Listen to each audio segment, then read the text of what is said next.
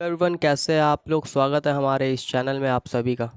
आप लोगों को पता है कि हम chapter wise most important question लगातार कराते आ रहे हैं। चैप्टर 1 चैप्टर 2 का हमने आपको करा दिया है। आज के इस सेशन में हम लोग चैप्टर 3 का मोस्ट इंपॉर्टेंट क्वेश्चन को करने वाले हैं। तो हो जाइए तैयार और कॉपी पेन लेके बैठिएगा। जो क्वेश्चन आपका सही होगा उसे सही कीजिएगा, जो गलत होगा गलत हो कीजिएगा। लास्ट में आपको पता चल जाएगा कि ये चैप्टर जो है आपका वो कितना तैयार हो चुका है। क्लियर है यहाँ तक? तो चलिए स्टार्ट करते हैं इस सेशन को बिना समय को वेस्ट करते हुए।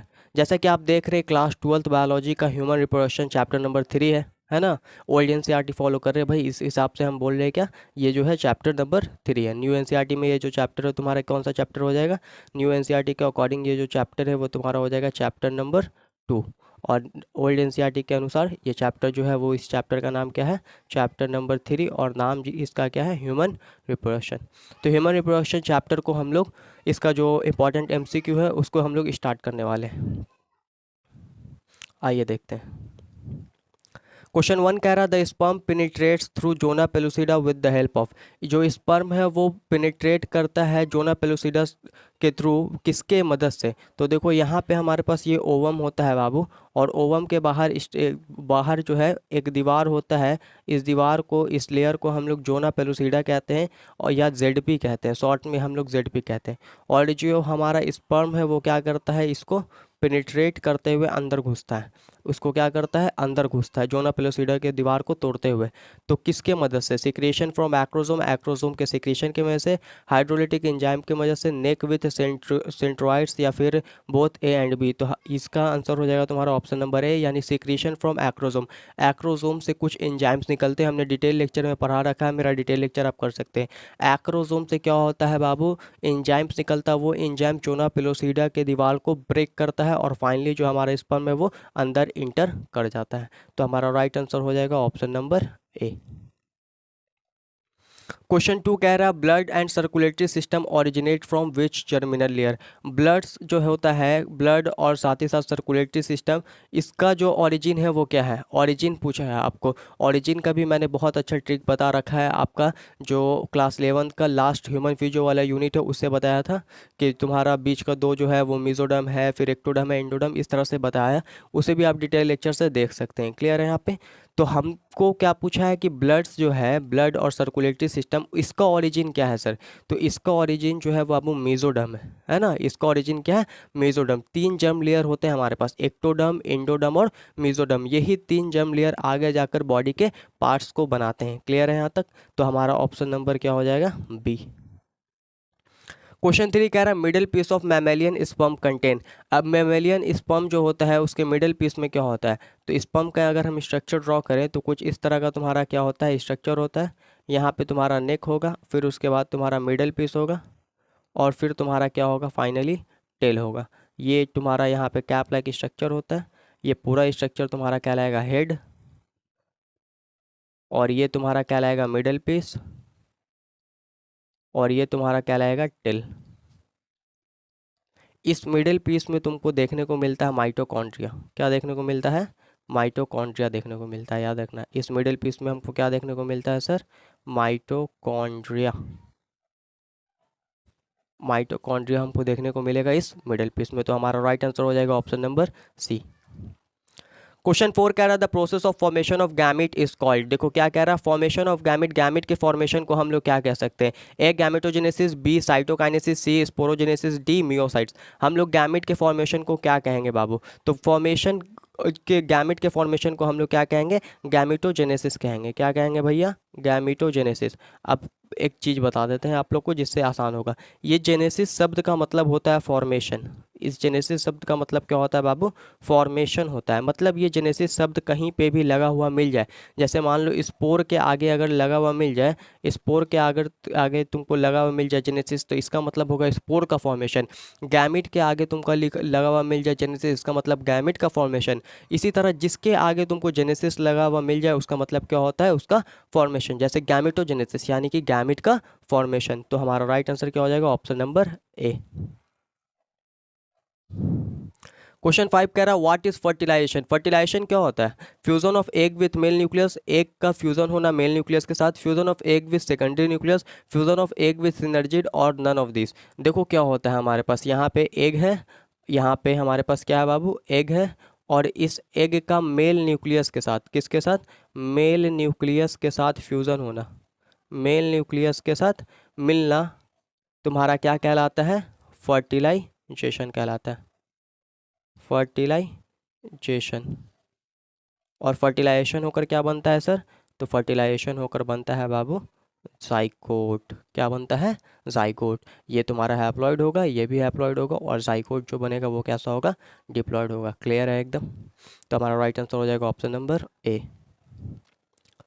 आइए question number 6, semen is frozen in, semen को हम लोग किस में फ्रोज करके मतलब स्टोर करके रख सकते हैं, लिक्विड नाइट्रोजन में, रेफ्रिजरेटर में, आइस में, या ऑल ऑफ दिस। तो लिक्विड नाइट्रोजन में हम लोग सीमेन को क्या कर सकते हैं भाई, फ्रोजन करके रख सकते हैं, ये स्टोर करके लंबे समय तक रख सकते हैं। ऐसे ही तुम्हारा दिया हुआ है बाबू -196 डिग्री पे, -196 डिग्री सेंटीग्रेड, और तुम्हारा लिक्विड नाइट्रोजन, याद रखना किसको में, लिक्विड नाइट्रोजन, इसमें हम लोग पॉलन ग्रेन को लंबे समय तक स्टोर करके रख सकते हैं। याद रखना, इससे सवाल आएगा, -196 डिग्री सेंटीग्रेड लिक्विड नाइट्रोजन। तो अभी तो हमारा आंसर हो जाएगा ऑप्शन नंबर ए। क्वेश्चन 7 कह रहा है what is the number of chromosome present in human gamete. Number of chromosome आपको बताना है ह्यूमन गैमेट्स के अंदर, ह्यूमन गैमेट्स के अंदर नंबर ऑफ क्रोमोसोम्स कितने होते हैं। तो भाई ह्यूमन गैमेट्स हो चाहे कोई गैमेट्स हो, गैमेट्स आर ऑलवेज हैप्लॉइड, बता रखे हैं ना, गैमेट्स आर ऑलवेज हैप्लॉइड, कोई भी गैमेट्स होगा तो वो कैसा होगा भाई, हैप्लॉइड होगा। और ह्यूमन गैमेट्स का बात किया है तो ह्यूमन के डिप्लॉइड सेल में क्रोमोसोम का नंबर कितना होता है, 46। तो हैप्लॉइड है ये, और ये क्या चाहिए, डिप्लॉइड। तो इसका आधा कर दीजिए, कितना हो जाएगा, 23। तो हमारा राइट आंसर क्या हो जाएगा, option number B. Diploid is, अब बताओ इसमें से डिप्लॉइड कौन है, ovum, pollen, both A and B, या जाइगोट।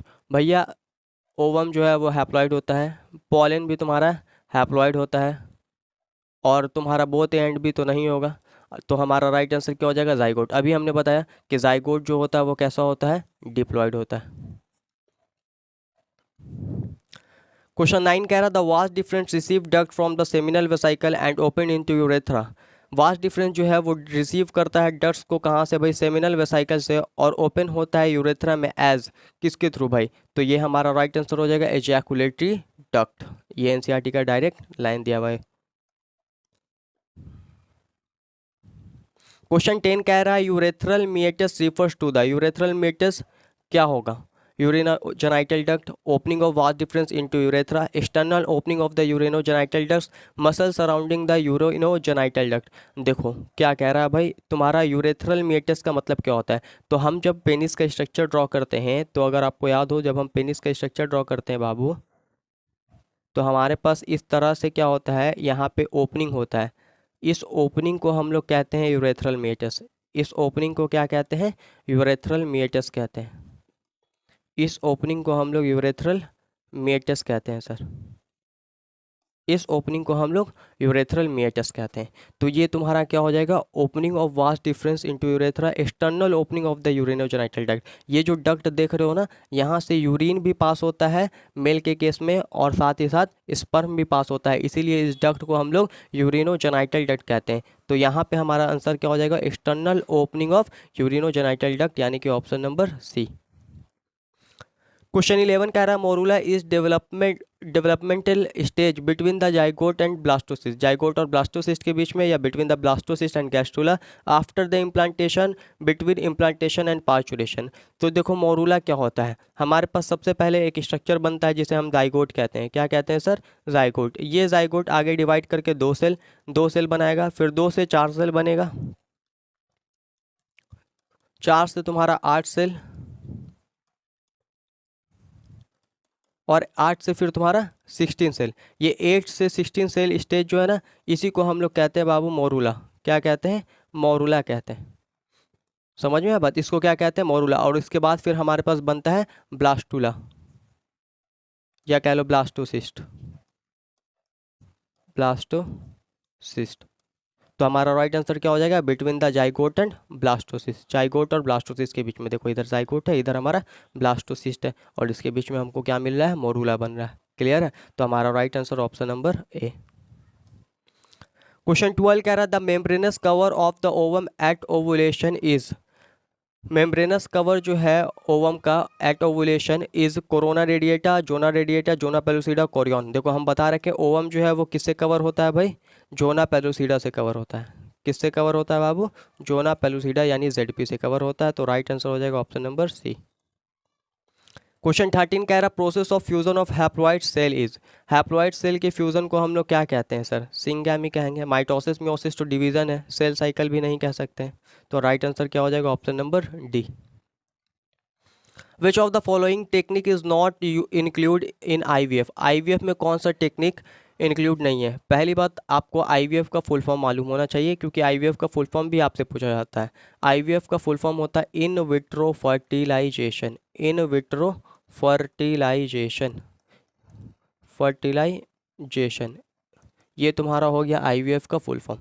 तो कह रहा है आईवीएफ में कौन सा टेक्निक जो है इंक्लूड नहीं होता है, intracellular sperm insemination, intrauterine insemination, embryo transfer या फिर इंट्रायूट्राइन डिवाइस। देखो इंट्रायूट्राइन डिवाइस जो है ये तुम्हारा आईवीएफ में नहीं आएगा बाबू। इंट्रायूट्राइन डिवाइस जो है ये तुम्हारा कॉन्ट्रासेप्टिव मेथड से, ये तुम्हारा क्या है, कॉन्ट्रासेप्टिव मेथड है, कॉन्ट्रासेप्टिव मेथड। तो हमारा right answer option number D. Clear है। क्वेश्चन 15 कह रहा है uterus is related to, uterus किससे रिलेटेड होगा भैया बता दीजिए, यूट्रस किससे रिलेटेड होगा। तो हमको फीमेल रिप्रोडक्टिव सिस्टम का एक डायग्राम ड्रॉ करना पड़ेगा इस तरह से कुछ, सही है सर। ये हमारा इस तरह से ओवरी होता है, फिर इस तरह से स्ट्रक्चर होता है। इसी तरह जैसे इधर ड्रॉ किए वैसे ही इधर होगा, ठीक है। तो वो स्ट्रक्चर तो खैर दिखा देंगे। ये जो तुम सेंटर में देख रहे हो इसे हम लोग यूट्रस कहते हैं। इसे क्या कहते हैं सर हम लोग, यूट्रस कहते हैं। इसका 3 वॉल होता है, याद रखना। कितना लेयर होता है, 3 लेयर होता है यूट्रस का, एंडोमेट्रियम, मायोमेट्रियम और पेरीमेट्रियम। तो हमारा जो यूट्रस है ये किसका पार्ट है, ये कौन सा स्ट्रक्चर ड्रॉ किया हमने, हमने ड्रॉ किया फीमेल रिप्रोडक्टिव सिस्टम। क्या ड्रॉ किया है, female reproductive system, female reproductive system को ड्रॉ किया है। तो आइए देख लेते हैं क्या क्या है हमारे पास ऑप्शन में। Uterus is related to male reproductive system, नहीं सर।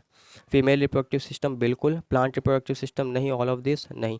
राइट आंसर क्या हो जाएगा ऑप्शन नंबर बी।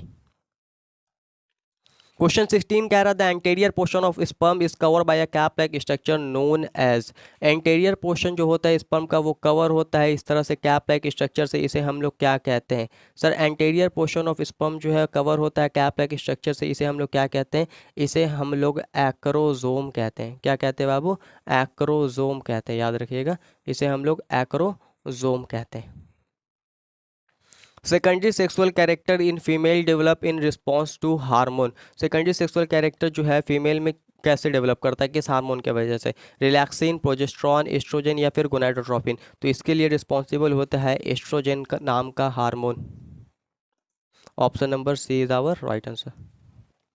क्वेश्चन 18 कह रहा है first menstrual cycle at the time of puberty is called, first menstrual cycle जो आता है at the time of puberty उसे हम लोग क्या कहते हैं, ओवम, स्पर्म, मेंसेस या मिनार्क, उसे हम लोग मिनार्क कहते हैं बाबू। क्या कहते हैं, मिनार्क। और जब तुम्हारा menstrual cycle finally 50 to 55 years या 45 to 50 ईयर्स के एज में जो मेंस्ट्रुअल साइकिल पाउज हो जाता है, रुक जाता है, उसे हम लोग मीनोपॉज कहते हैं। क्या कहते हैं, मीनोपॉज। याद करो बाबू, याद करो, वीडियो गेम बचपन में खेलते हो तो पॉज पॉज बटन किस लिए दबाते थे, रोकने के लिए। तो मीनोपॉज मतलब मेंस्ट्रुअल साइकिल का रुकना, और मीनार्क मतलब मेंस्ट्रुअल साइकिल का स्टार्ट होना। समझ में आया बात। तो मीनार्क यहाँ पे हमारा क्या हो जाएगा, right answer option number D. Question 19 कह रहा है Graafian follicle occur, Graafian follicle हमको कहाँ देखने को मिलेगा, in human thyroid, in human females ovary, in frogs ovary, in rabbits testes. तो हमको ग्राफियन फॉलिकल कहाँ देखने को मिलता है, इस तरह से हमारे पास स्ट्रक्चर होता है अगर आपको याद हो, फीमेल ओवरी का। और यहाँ पे हमको primary follicle, then secondary, then tertiary, और देन हमको ग्राफियन फॉलिकल्स देखने को मिलता है। ये क्या है हमारा बाबू, ये हमारा ग्राफियन फॉलिकल्स। तो ग्राफियन फॉलिकल कहाँ देखने को मिलता है, ये स्ट्रक्चर किसका है, ये स्ट्रक्चर है तुम्हारा ह्यूमन ओवरी का। किसका स्ट्रक्चर है, ह्यूमन ओवरी का। तो राइट आंसर हो जाएगा in humans ovary, option number B. Question 20 कह रहा progesterone hormone is formed by, progesterone hormone जो है वो किसके द्वारा बनता है भाई, उसे हम लोग का बताता है कॉर्पस ल्यूटियम। कॉर्पस ल्यूटियम जो है वो क्या बनाता है बाबू, प्रोजेस्टेरॉन हार्मोन को फॉर्म्ड करता है। Option number C is our right answer. Question 21 कह रहा which one of the following is not a male accessory glands, इसमें से कौन मेल एसेसरी ग्लैंड्स नहीं है। सेमिनल वेसिकल है, एम्पुला, एम्पुला तो भैया फीमेल पार्ट्स होता है ना, जहाँ पे फर्टिलाइजेशन होता है। याद रखना एम्पुला के बारे में एक इंपॉर्टेंट पॉइंट, एम्पुला क्या है बाबू, साइट ऑफ फर्टिलाइजेशन है, मतलब ये वो जगह है जहाँ पे क्या होता है, फर्टिलाइजेशन होता है। याद रखना ये वो जगह है जहाँ पे क्या होता है बाबू, फर्टिलाइजेशन होता है, इसलिए इसको हम लोग कहते हैं साइट ऑफ फर्टिलाइजेशन। प्रोस्टेट जो है वो होता है, बल्बोयूरेथ्रल ग्लैंड्स भी होता है। तो हमारा राइट आंसर क्या हो जाएगा, ऑप्शन नंबर बी, यानी कि एम्पुला जो है हमारा राइट आंसर हो जाएगा। Which among the following has 23 chromosome, इसमें से किसके पास 23 क्रोमोसोम होगा, मतलब सर हैप्लॉइड ढूंढना है। स्पर्मेटोगोनिया सर डिप्लॉयड होता है, जाइगोट डिप्लॉयड होता है, कई बार पढ़ चुके हैं। सेकेंडरी oocyte और ऊगोनिया, ऊगोनिया भी तुम्हारा डिप्लॉयड होता है, और सेकेंडरी स्पर्मेटोसाइट जो है तुम्हारा वो हैप्लॉयड होता है। ग्राफियन फॉलिकल जब रप्चर होता है, अभी ग्राफियन फॉलिकल दिखाया था ना, वही ग्राफियन फॉलिकल रप्चर होता है, यानी कि फटता है तो सेकेंडरी oocyte निकलता है, और फिर वो जाता है तुम्हारा फैलोपियन ट्यूब के एम्पुला के पास जाके रुक जाता है, फिर वहाँ तुम्हारा बारात आता है, मतलब स्पर्म आता है, और वो जाके वहाँ मीट करता है उसके साथ, और फर्टिलाइजेशन होता है। क्लियर है यहाँ तक? तो हमारा इसका राइट आंसर क्या हो जाएगा, option number C. Question number 23, which of the following hormone is not secreted by human placenta, इसमें से कौन सा हार्मोन जो है वो ह्यूमन प्लेसेंटा के द्वारा सिक्रेट नहीं होता है। HCG, oestrogens, progesterone, LH। तो हमारा राइट आंसर हो जाएगा option number D, LH। LH जो होता है बाबू तुम्हारा ल्यूटिनाइजिंग हार्मोन, इसका फुल फॉर्म क्या होता है सर, इसका फुल फॉर्म होता है ल्यूटिनाइजिंग हार्मोन। ये जो तुम्हारा ल्यूटिनाइजिंग हार्मोन है, इसको कौन निकालता है, इस ल्यूटिनाइजिंग हार्मोन को निकालता है तुम्हारा लेडिक सेल। लेडीज सेल क्या करता है, इस ल्यूटिनाइजिंग हार्मोन को निकालता है। तो हमारा राइट आंसर क्या हो जाएगा, ऑप्शन नंबर डी। क्वेश्चन 24 कह रहा male hormone is produce from, male hormone जो है वो कहाँ से प्रोड्यूस होता है, ओवरी से, स्पर्म से, टेस्टिस से, किडनी से। तो मेल हार्मोन जो है ना, मेल सेक्स हार्मोन यहाँ पे रहता तो ज़्यादा अच्छा होता क्वेश्चन। मेल सेक्स हार्मोन जो है वो किससे प्रोड्यूस होता है बाबू, टेस्टिस से। नाम बता दीजिए सर, नाम में तुम लिख लो एंड्रोजन, लेकिन एंड्रोजन ग्रुप ऑफ हार्मोन है, उसका मेन हार्मोन कौन होता है सर, मेन हार्मोन का नाम लिख लो टेस्टोस्टेरॉन। मेन हार्मोन कौन है हमारे पास, testosterone. Sertoli cells are found in, Sertoli cells हमको कहाँ देखने को मिलेगा, टेस्टिस में, यूट्रस में, ओवरी में, या फिर लीवर में। सर्टोली सेल्स जो होता है वो हमको देखने को मिलेगा टेस्टिस में। कहाँ देखने को मिलता है बाबू, टेस्टिस में। याद कीजिए इस तरह से हमारे पास स्ट्रक्चर होता है, यहाँ पे हमारे पास स्पर्मेटोगोनिया होते हैं, स्पर्मेटोगोनिया, और बीच बीच में इस तरह से हमारे पास सर्टोली सेल्स होते हैं। ये स्पर्मेटोगोनिया हो गया, फिर इस तरह से सर्टोली सेल, स्पर्मेटोगोनिया, और इस तरह से सर्टोली सेल। डिटेल लेक्चर तब पढ़ा चुके हैं यूट्यूब पे, वहाँ से कर सकते हैं। हमारा राइट आंसर हो जाएगा option number A. S acrosome is a part of, acrosome किसका पार्ट है बताइए, acrosome is a part of head of human sperm, middle part of human sperm, primary oocyte या ब्लास्टोसिस्ट। तो हमने क्या देखा कि हमारे पास इस तरह से स्पर्म का हेड होता है, और यहाँ इसके पास मिडल पीस होता है, और देन हमारे पास टेल होता है। इस हेड पे कैप लाइक स्ट्रक्चर होता है, जिसे हम लोग क्या कहते हैं सर, एक्रोजोम कहते हैं। क्या कहते हैं बाबू, एक्रोजोम कहते हैं, याद रखिएगा, जिसे हम लोग क्या कहते हैं, एक्रोजोम। तो ये एक्रोजोम किसका पार्ट है, ये एक्रोजोम सर पार्ट है हेड का। किसका पार्ट है एक्रोजोम बाबू, एक्रोजोम पार्ट है हेड का। तो हमारा इस आंसर हो जाएगा हेड ऑफ ह्यूमन स्पर्म, यानी कि ऑप्शन नंबर ए।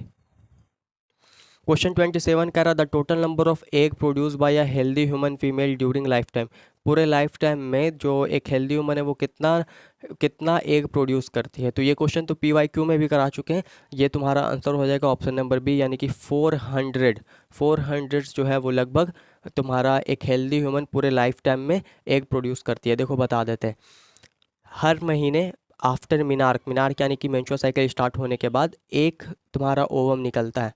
तो इसी तरह तुम जोड़ लो मिनार्क से मीनोपॉज तक का एज कितना होगा। मिनार्क यानी कि प्यूबर्टी स्टार्ट हो जाता है तुम्हारा 13 साल, मान लो 12 से 13 साल, और मीनोपॉज जो है 50 साल, तो लगभग 40 साल।